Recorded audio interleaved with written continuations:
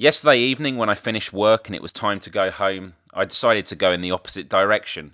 I travelled to the Occupy London site outside of St Paul's Cathedral, where hundreds were gathered with tents.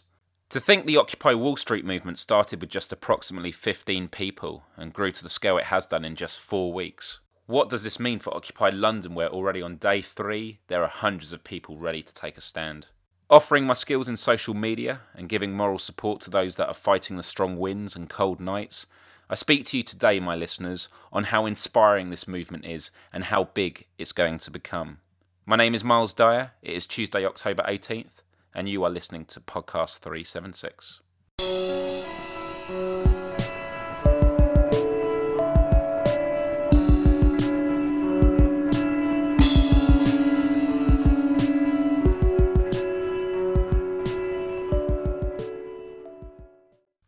Hello everyone. Well, before I start talking about my experiences with Occupy London, which I visited yesterday evening, I just wanted to say I'm really pleased with the positive response Podcast 376 has had on YouTube now. If you go to youtube.com/podcast376, on that channel page, if you scroll down, you will see an area where you can submit questions and topics for discussion, and you can rate other people's suggestions, and then it gives me some food for thought for future podcasts. But also, the great thing about YouTube is it allows people to post video responses, and for the last episode asking, do peaceful protests work? There was a video response from Wayho Rachel, who actually went down to her local Occupy event. So let me just play you a clip from the beginning of that video. We are the 99%.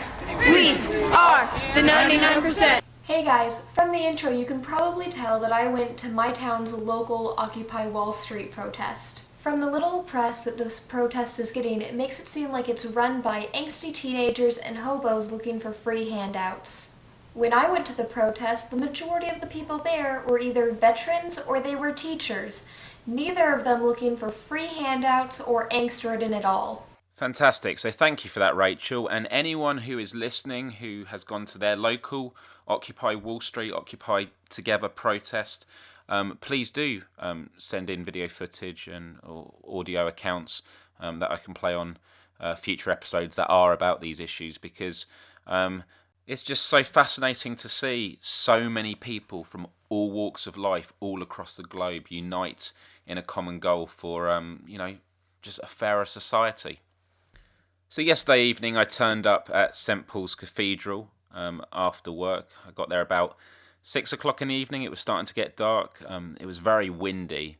And when I first got there, I didn't really know what to expect. I didn't have any preconceptions because mainstream media has been pretty useless, and because it's only day 3, that the live stream hadn't been set up in a way that I was able to sort of get a real perspective of how it was all working there. But, as I said, early days. And to the credit of everyone who was there, because it was a really inspiring experience. There were people from all walks of life, people in business suits like myself. There were homeless people there. There were teachers. It was just incredible. And there was a police presence there, but it seemed to be okay, that they were standing at a distance. There was no real hostility. Possibly a bit of tension, I suppose, but the vicar or priest of St Paul's Cathedral, where this is, has allowed the protesters to camp there. And the reason they are at St Paul's Cathedral is originally it was Occupy LSX, London Stock Exchange, but the day of the protests on October 15th, there were, all the bus shelters had signs saying, the London Stock Exchange is private property, you'll be prosecuted, etc. And the police ensured no occupation was done there. So the people were moved accordingly. So I don't know what the Occupy campaign is. Is it Occupy London? Is it Occupy St Paul's? Because the Facebook page, which obviously has rallied a lot of support, is still Occupy LSX. because it was originally for the London Stock Exchange. So I think Occupy London will be good, but it's definitely worth the social media team getting a solid name to go with. But when I got there, I spoke with a few people. It's hard because there's no actual leader, so I was thinking, who do I speak to first? And there was a lady holding up a sign saying media, so I didn't know if she was with the media or was asking media to approach her. I met one guy who was saying that his plan is to set up a free press, like an editorial room, where it's not just anyone saying anything from sort of the movement that goes into the mainstream press, that they have just sort of one route of sending information out there to the mainstream media to ensure the message is coherent and clear, which I think is a great idea. And one of the first things that caught my eye was the food counter, where they were giving out free food to everyone who was there. So, of course, I was quite curious to know how was the food collected, were there donations, etc. So I spoke to one girl who was working behind the counter, and her name was Madeline, and this is what she had to say. Well, I just sort of dropped in and did a bit of help with the kitchen, sort of chopping up veg, like moving things around. We're currently waiting for a bigger, like gazebo type thing, so we can organise a bit more, because at the moment there's quite a bit of wind and it's blowing everything about. So. No, definitely. And were you here from Saturday? Yeah, well, I haven't stayed, but I was here on Saturday, I was here on Sunday, and I'm here today, and I should be here every day the rest of the week, just to like do a couple of hours in the light here. And how was it, like, setting up camp to begin with? Like, because I know there was a lot of issues with police to begin with, and they obviously moved away from where the stock exchange was. Like, how did the whole process sort of pan out? Well, to be perfectly honest with you, I arrived at 3:30, by which stage we were all like in here, and I managed to break through the kettle that the police had made, so I was in the protesty bit. Then there was a bit of a scuffle outside Starbucks. I think some police causing a bit of mischief, and then everyone sort of rushed to it, and so that was for a little bit that was tense, but then everything after that sort of calmed down. Everything's quite peaceful. Well, everything's been extremely peaceful. Yes. It would just make no sense not to be. We wouldn't be able to stay. No, definitely. And so how is this funded at the moment? Like, do people just bring contributions? Yeah, or people have been bringing in food, whether it's skipped or bought, and there's a donations box. I think there's donations that go, like a donations box that goes around at every General Assembly. It's just goodwill, really. I think people just coming in, being interested, and sort of coming back with things. But I think what's also great about it is it's not just people who know what's going on, it's people who've just been walking along and come through and sort of think, well, what's all this going on? It's a nice introduction to kind of protest and occupying and all of that kind of thing. That was Madeline there, who was working at the counter, giving out food and drink to all the protesters.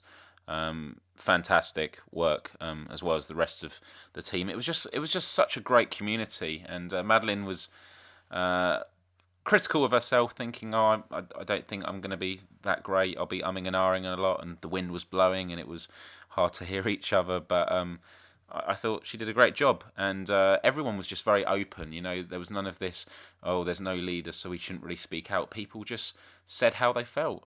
And so someone else I spoke to there was Rufus Hound, who is a stand-up comedian who's on television quite a lot on UK shows such as Argumental. And so I had a great conversation with him, actually, and it was just amazing to see high-profile people come by and show support. And the point he was making was, if I'm not here showing some support, then what am I doing? I'm just being like the rest of the people that are kind of doing nothing to make a positive change. And I just thought that was a really interesting thing to say. And so at 7 o'clock there was a General Assembly where people got onto the steps of St Paul's. The police began surrounding it to make sure everything was orderly, which it was. And they just allowed people to speak up, express their views, and people came together with ideas. And although unfortunately I couldn't stick around, as I was leaving the site, I went to a tent where all the social media was happening, and spoke with the team and explained what I do for a living, and how I'm all about online community and social media. So I offered my skills, I guess it could be said, and explained that I could get them lots of exposure with all their live streams in future. So they called me back when I was on my way home, seemed really excited to work with me on things. And they said they've been watching a lot of my live shows where I've been talking about these issues and listening to the podcast. So if anyone from Occupy London, or any Occupy, just anyone who listens and cares about this world, mad props to you. That is such a British thing, mad props. I never say that. But seriously, huge respect to anyone who cares and wants to make the world a better place, right? So finally, I just want to play a clip from another guy I spoke to.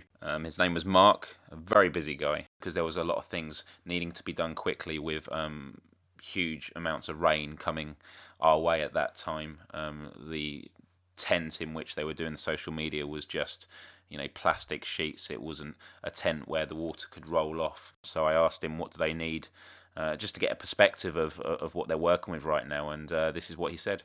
Okay, yeah, what we need right now is stuff that's just extremely heavy to weight things down. So heavy sandbags or the equivalent, things like cinder blocks, bricks, gravel. The easiest thing that people can probably get is large containers of water and lots of it, because that'll be helpful in helping us weigh stuff down.